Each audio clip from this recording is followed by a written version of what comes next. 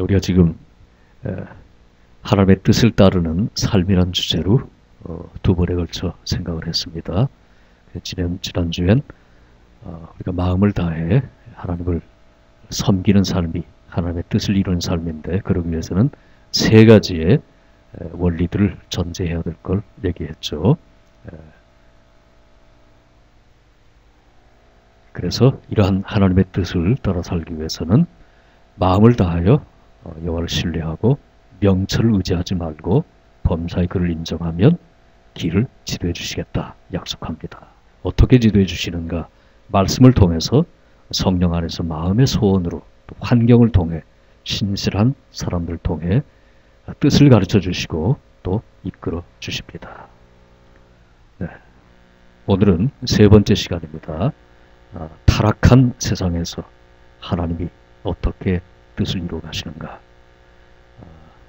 욥기 42장 1절부터 6절 말씀을 중심으로 함께 생각합니다. 같이 읽겠습니다. 그러자 욥이 여호와께 대답했습니다. 주께서는 무슨 일이든지 하실 수 있기 때문에 아무도 주님의 뜻을 방해할 수 없는 줄 압니다. 무식한 말로 내 뜻을 가리는 자가 누구냐라고 물으셨지요.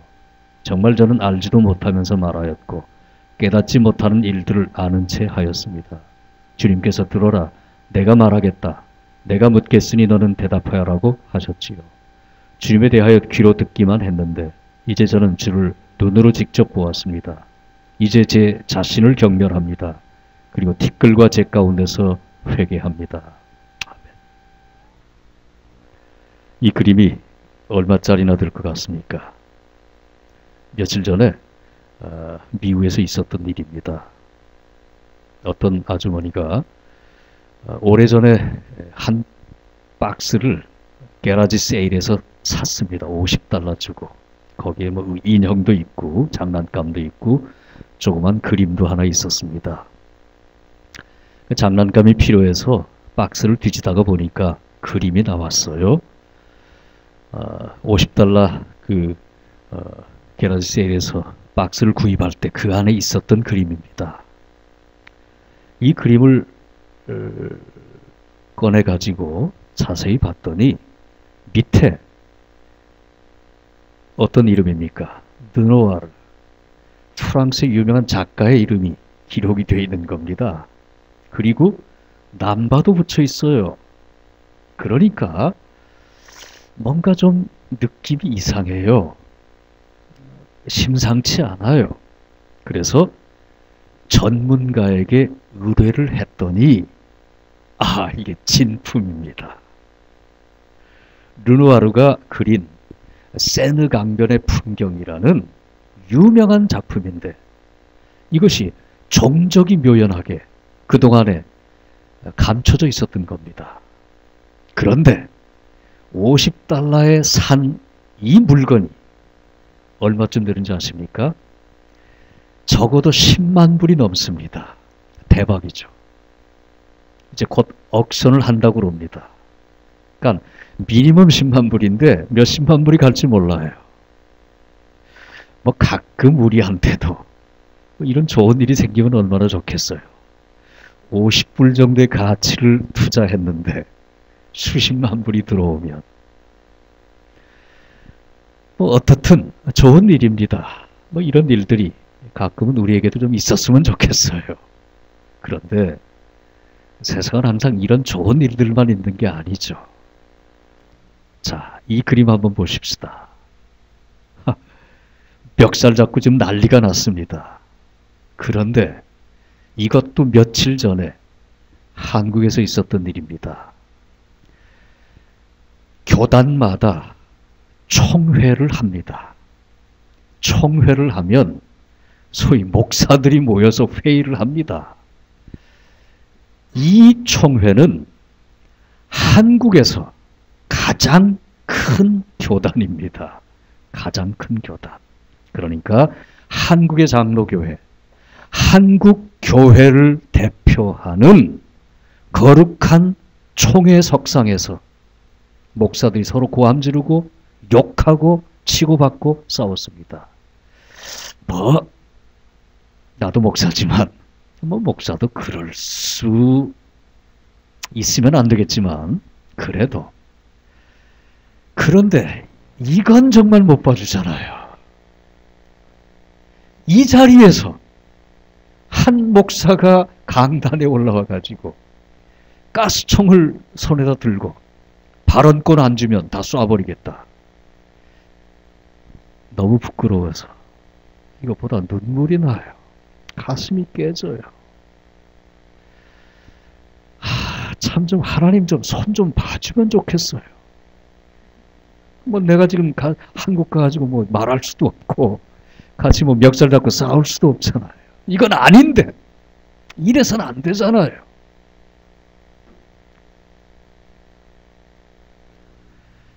그래 처치의 지진이 벌써 1년 됐습니다. 1년 전에 그래 처치에 엄청난 지진이 일어나서 많은 사람이 죽었습니다. 그 이후로 지금까지 여진이 계속되면서 많은 사람들이 고통을 받습니다.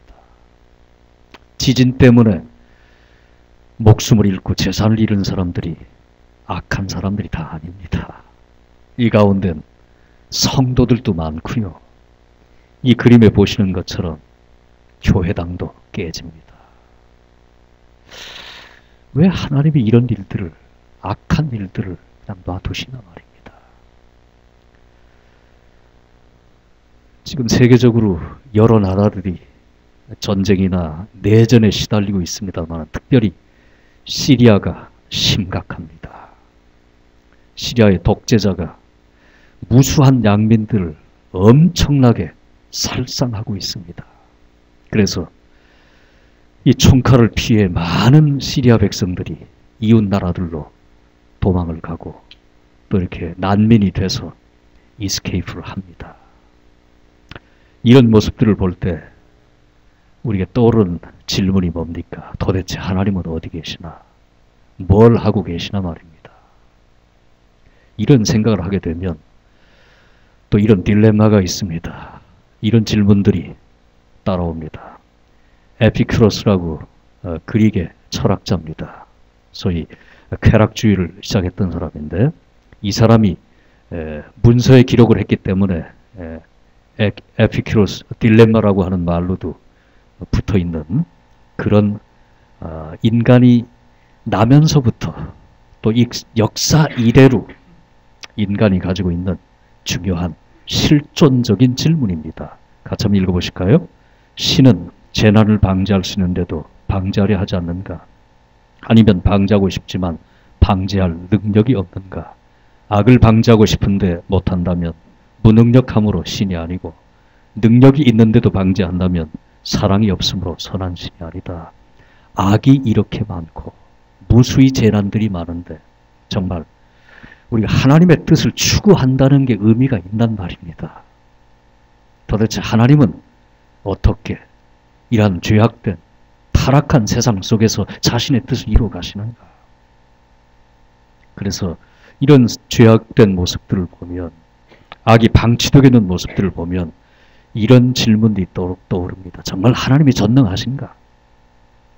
전능하시다면 왜 이렇게 악을 놔두시는가? 또 정말 사랑이 있으신가? 사랑의 하나님이시라면 왜 사랑하는 자녀들이 고통받는 것들을 그냥 놔두시는가?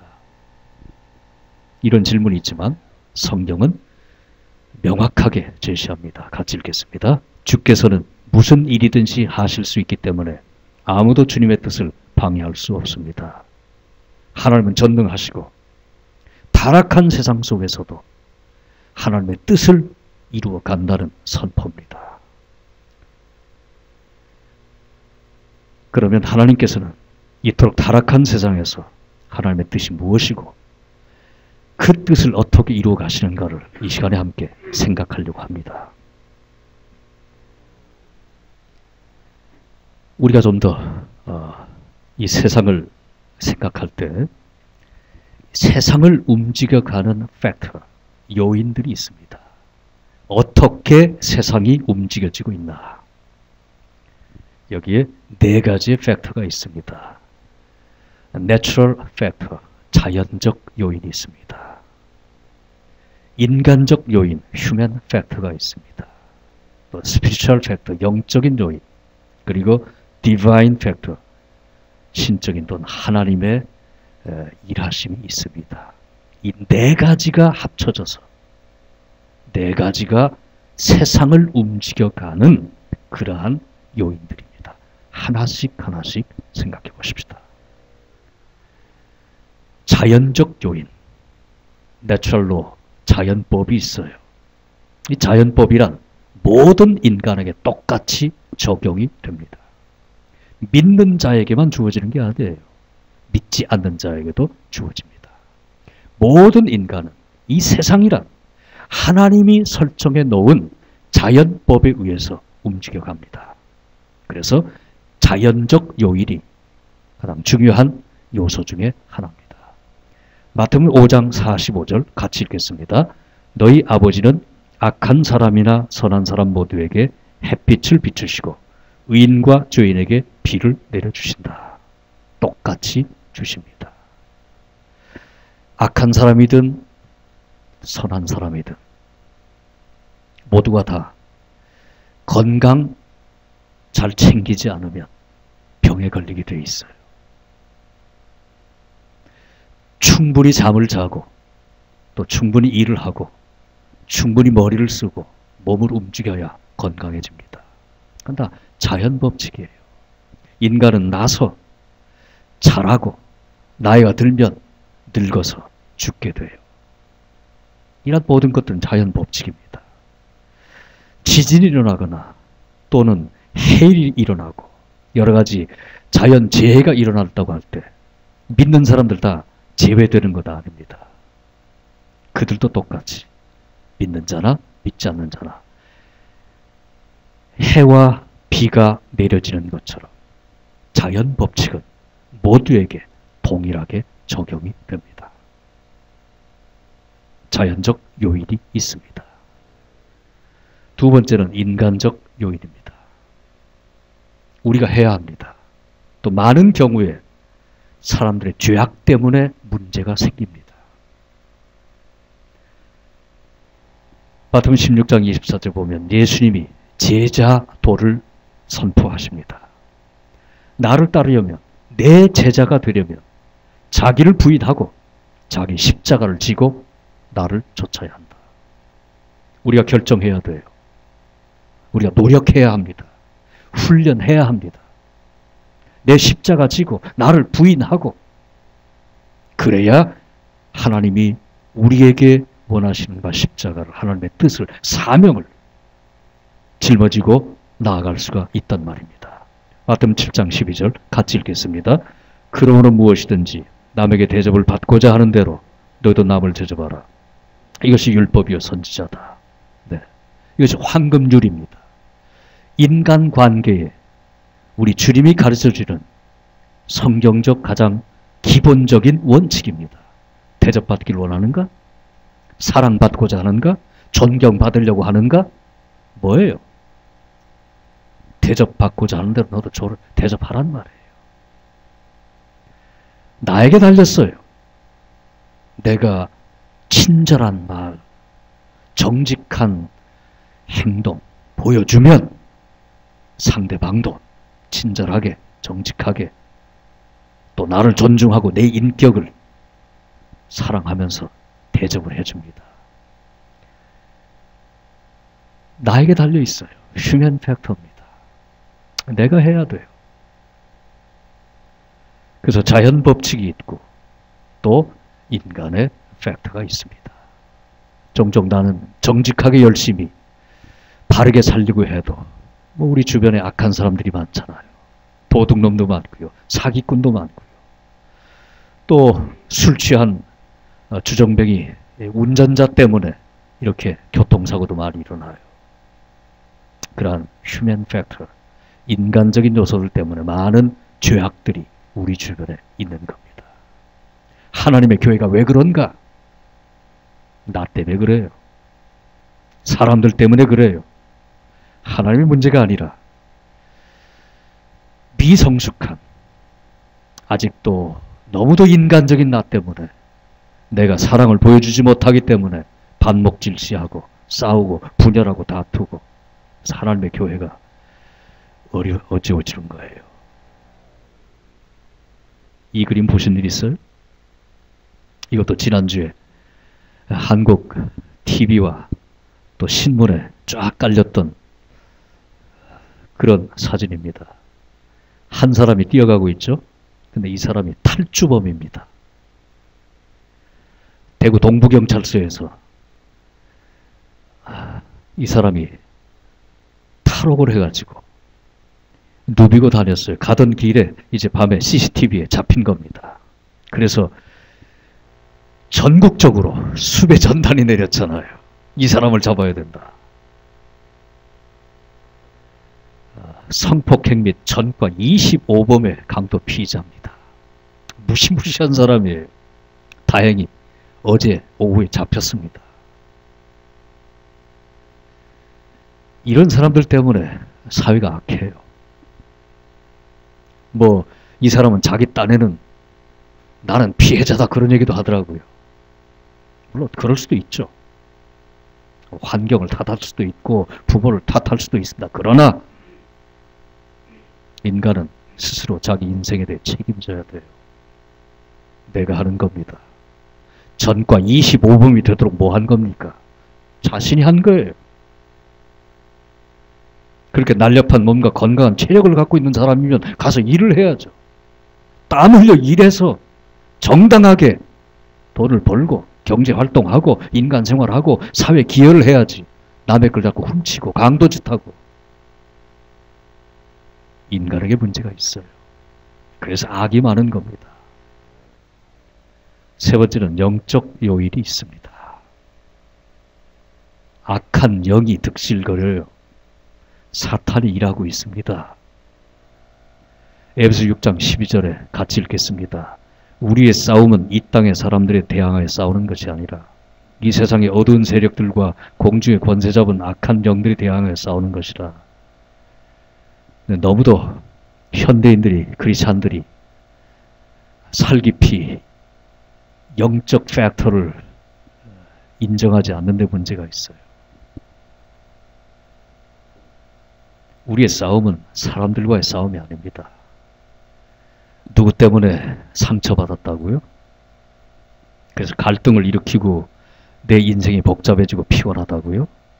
그 배후에 영적 세력이 있습니다. 인간적인 싸움이 아니에요. 영적인 싸움입니다. 요한복음 8장 42절, 44절에 예수님께서 하신 말씀입니다. 너희는 너희 아비 마귀에게서 났으니 너희 아비의 욕심대로 너희도 행하고자 한다. 사람들을 향해 이렇게 말씀하십니다. 그렇게 말하고 행동하는 배후에 영적 깊은 곳에 악한 영이 사탄이 일하고 있고 네가 의지적으로 악을 선택했기 때문에 그런 악을 행동하게 되는 것이고 그런 거로 결국은 하나님께 속한 자가 아니라 마귀에 속한 자다. 무서운 말씀을 하시는 겁니다. 요한일서 5장 19절에 우리는 우리가 하나님께 속하였음을 분명히 알고 있지만 이 세상은 악한 자, 사탄이, 악한 영이 지배하고 있습니다. 고린도후서 4장 4절 같이 읽겠습니다. 그 중에 이 세상의 신이 믿지 아니하는 자들의 마음을 혼미하게 하여 그리스도의 영광의 복음의 광채가 비치지 못하게 함이라. 불신자들의 마음을 다스리는 것이 바로 이 세상의 신, 악한 영, 사탄인 것을 성경은 지시합니다. Spiritual fact, 영적 요인이 있음을 우리가 무시해서는 안 돼요. 우리의 싸움은 궁극적으로 영적인 싸움입니다. 예수님께서 광야의 시험을 받으십니다. 이건 꾸며낸 얘기가 아니잖아요. 이건 상상력의 산물이 아닙니다. 예수님이 실제 사탄에게 시험을 받았단 말입니다. 우리에게도 그런 시험이 있는 거예요. 사탄이 이런 말을 합니다. 예수를 이끌고 올라가 순식간에 천하 만국을 보이며 이르되 이 모든 권위와 영광을 내가 네게 주겠다. 이것은 내게 넘겨준 것이므로 내가 원하는 자에게 주노라. 그러므로 네가 만일 내게 절하면 다 네 것이 된다. 여기에 만일 이 말이 사실이 아니라면 예수님이 웃기지 마라. 왜 거짓말하냐? 그렇게 말씀을 하셨을 거예요. 그런데 이 말을 사탄이 했을 때 예수님이 어떻게 했나요? 오직 하나님 한 분만이 경배를 받으셔야 한다. 사탄아 물러가라. 이 말이 사실이란 말이에요. 하나님이 계시지 않기 때문이 아닙니다. 하나님이 사탄에게 졌다는 얘기가 아니에요. 그런데 인간이 죄에 굴복했기 때문에 죄를 통해서 사탄은 이 세상을 지배하고 다스리고 있는 거예요. 그런 거로 우리가 의의 길에 서서 복음의 진리를 선택하고 주님 품 안에 안기지 않으면 우린 여전히 사탄의 종으로, 사탄의 도구로 사용될 수 있단 말입니다. 그래서 사도 바울이 로마서 6장에서 가르칩니다. 같이 읽겠습니다.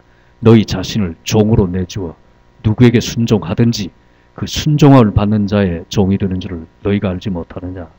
혹은 죄의 종으로 사망에 이르고 혹은 순종의 종으로 의에 이른다. 내가 누구에게 순종하는가? 누구의 뜻을 중심으로 사는가? 하나님의 뜻은 사랑이요, 용서요, 자비요, 긍휼이요, 기쁨입니다.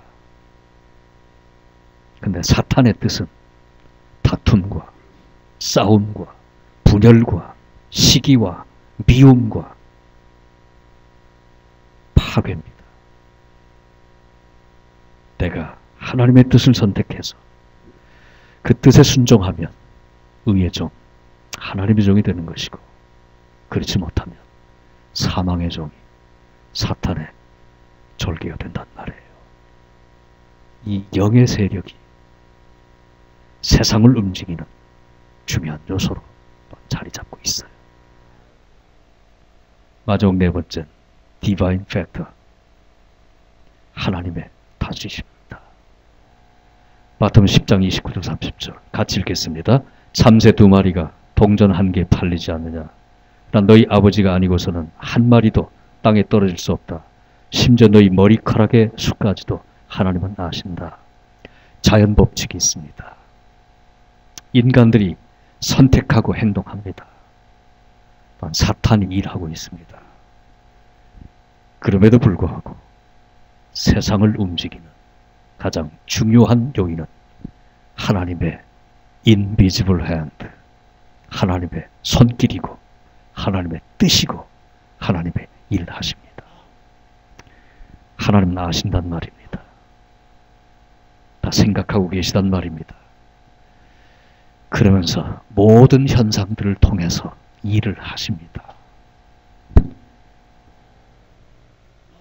그래서 욥기 42장 2절 오늘 본문의 키워드입니다.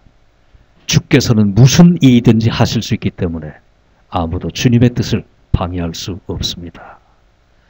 이 말은, 이 고백은 욥이 욥기서 마지막에 하는 얘기입니다. 다시 말하면 욥기의 주제가 뭔가? 인간이 까닭 없이 하나님을 경외할 수 있는가? 이것이 욥기서의 주제입니다. 이거는 바로 사탄이 제기한 문제입니다. 욥기 1장 9절에 가면 사탄이 여호와께 대답하여 이르되 욥이 어찌 까닭 없이 하나님을 경외하겠습니까? 그래서 욥기를 자세히 보면 사탄이 일하고 있지만 하나님의 손바닥 안에 있습니다. 하나님이 사탄 되게 하게 만들거나 악을 조장하고 악을 만드신 분은 아닙니다. 사탄이 선택한 것이고 인간이 선택해서 악을 행합니다. 하나님은 그런 모든 자유의지와 선택을 우리에게 주고 사탄에게 악한 영들에게 주었지만 그걸 그대로 놔두시면서도 뜻을 이루어 가십니다. 그것을 보여주는 것이 욥기서입니다. 자, 욥이 있습니다.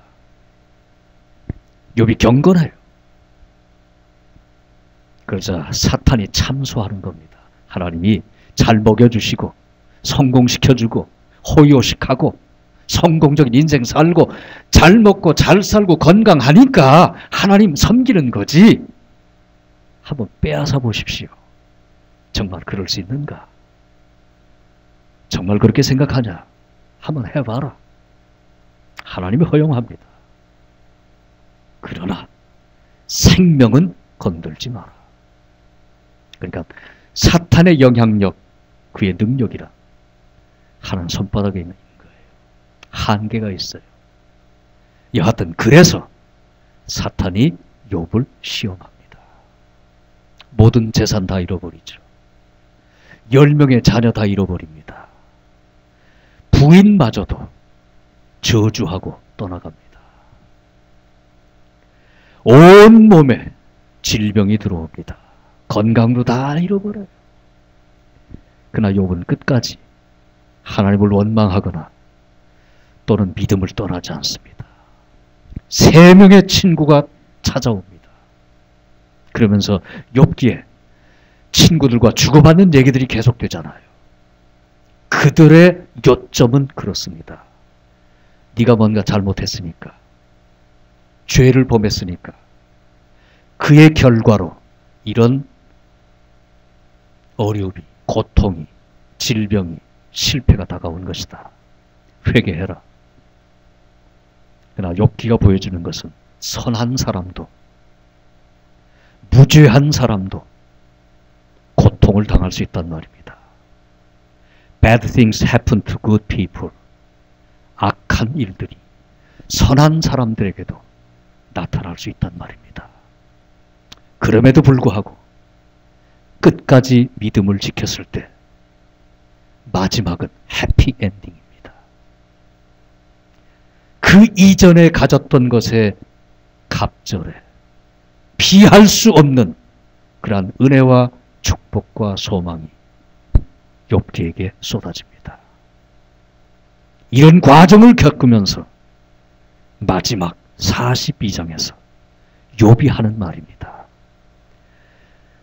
주께서는 무슨 일이든지 하실 수 있기 때문에 아무도 주님의 뜻을 방해할 수 없습니다. 주님의 뜻을 방해할 수 없습니다. 그러면 욥기에 나타난 하나님의 뜻은 무엇이었나? 욥기 42장 5절 6절에서 이제 욥이 고백하는 것이 주님이 의도하셨던, 하나님이 우리 모두에게 의도하고 계시는 궁극적인 뜻입니다. 같이 읽겠습니다. 내가 주께 대하여 귀로 듣기만 하였사오나 이제는 눈으로 주를 배웁나이다. 그러므로 내가 스스로 거두어드리고 티끌과 재 가운데 회개하나이다. 인간은 낮아지고 하나님은 높여지는 겁니다. 하나님을 진심으로 사랑하고 경배하고 찬양하고 섬기는 겁니다. 왜? 하나님의 주인이시니까요. 하나님만이 진정한 행복과 축복의 원천이 되시는 거니까요. 그걸 확인시킵니다. 그 방향으로 이끌어 가십니다. 그래서 모든 거 다 잃어버렸지만 거기서 귀로만 듣던, 머리로만 알고 있던 하나님이 아니라 살아계신 생생한 하나님, 그 하나님을 만나고 그 하나님 안에 들어오니까 물질이라는 거, 이거 잠깐 있다가 없어지는 겁니다. 가족의 관계라고 하는 것도 그렇습니다. 인간관계도 그렇고요. 지위, 명예, 권력, 그거 별거 아닙니다. 우리 주님이 따지시는 건, 마지막에 묻는 건 어떤 사람이냐? 네가 정말 나를 믿고 사느냐? 저는 짧지 않은 인생을 살았지만 또 그래서 일찍 한국을 떠나 30년 가까이 영국, 미국, 캐나다, 뉴질랜드 살면서 참 많은 사람들을 만났습니다. 그리고요, 정말 잘 나가는 사람들, 정말 똘똘한 사람들, 한 미국의 최고의 학교, 아이블리그. 뭐 한국은 얘기하지 맙시다. 뭐 동경대 출신들 많이 만나봤고요, 하버드도 많이 만나봤고요. 그래서 미국이나 캐나다를 주름잡고 있는 석학들, 정치적인 지도자들, 또는 경제학자들, 또 그런 리더들 많이 만났습니다. 그런데요, 뭐 부자들도 많이 만나봤어요. 점점점 내게 다가오는 지혜는, 젊었을 때는 그런 것들이 부럽더라고요. 아, 대단하다. 그런데 그게 아니에요. 어떤 사람인가? 정말 믿을만한가? 정말 착한가? 우리 주님의 마음이 그래요. 얼마나 똑똑하게, 얼마나 성취하고, 얼마나 많은 것들을 이루고 명예와 권세를 이뤘느냐? 그렇지 않아요. 마지막까지도 믿음의 진실을 지키고 사람의 영혼을 사랑하고 내가 소중한 것처럼 다른 인간, 인격, 생명을 소중하게 생각하고, 많이 배웠든 배우지 못했든, 많이 가졌든 가지지 못했든, 높은 사람이든 낮은 사람, 그런 마음으로 살아요. 특별히 이곳에 와서 오래된 큰 신학교에 일하면서 계속 배우는 게 그런 것들이에요. 세계적인 학자들이 많아. 이렇게 교수회의 들어가면 다 그렇습니다. 아무 격이 없이, 높낮이 없이 1대1로 똑같은 인격으로 함께 앉아서 서로를 존중하고 주님을 두려워하는 마음으로 서로 위하여 기도해주고 인정하고 말 한마디 행동 하나 조심조심 하면서 함께 더불어 일하는 것. 하나님은 그런 방향으로 이끌어 가십니다. 우리가 잘 먹고 잘 사는 거 그게 중요한 게 아니에요.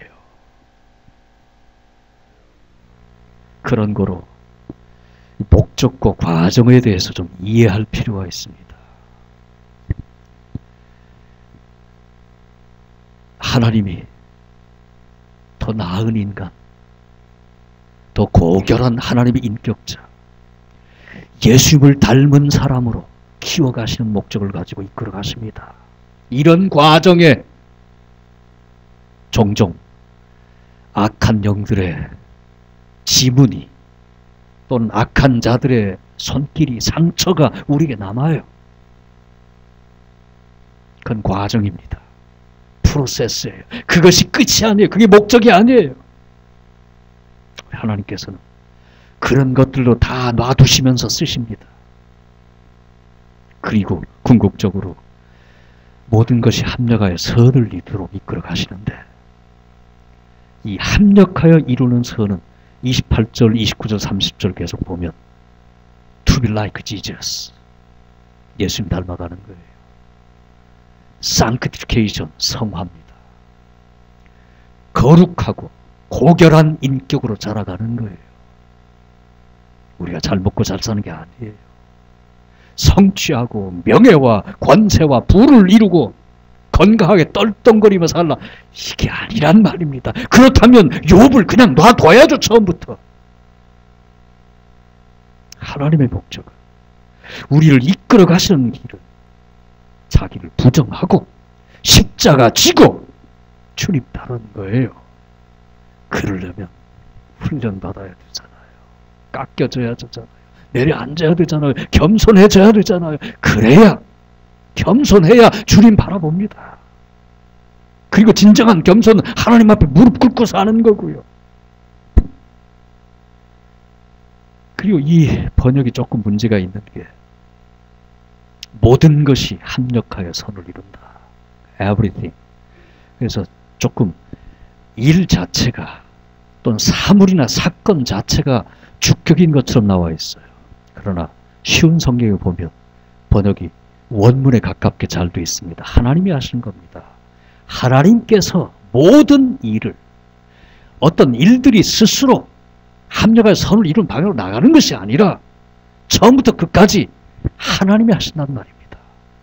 하나님께서 모든 일을, 하나님을 사랑하는 사람, 즉 하나님의 목적을 위해 부름을 입은 사람들, 그 목적이 뭔가? Glory to God, 하나님께 영광이에요. 하나님께 영광. 그러기 위해서는 to be like Jesus, 예수님을 닮아가는 거예요. 이것이 하나님이 우리 각자를 향한 궁극적인 목적이요, 뜻입니다. 그래서 선을 위하여 하나님께서 모든 일을 이루어 가신 겁니다. 세상을 움직이는 네 가지 요인이 있습니다. 자연적인 요인, 자연 법칙, 하나님이 정한 겁니다. 인간적인 요인, 휴먼 팩터가 있습니다. 내가 해요. 다른 사람들 때문에 이런저런 고통도 받아요. 인간의 죄악 때문에 사회가 이렇게 황폐하고 황무지처럼 변해가고 있어요. 그리고 무시하지 말아야 할 것, 영적 요인입니다. 사탄이 일하고 있어요. 그러나 하나님께서 이런 모든 팩터들을 하나님의 뜻을 이루어가도록 주도하시면서 이끌어가시고 궁극적으로 하나님의 뜻을 이루시는 겁니다. 마지막으로 한 가지 예를 들어드립니다. 요셉을 생각해 보십시다. 이 사람은 꿈이 많았어요. 이 그림에 나와 있는 것처럼 해와 달, 그리고 11벼 이삭이 볕단이 자기에게 절을 한다. 뭡니까?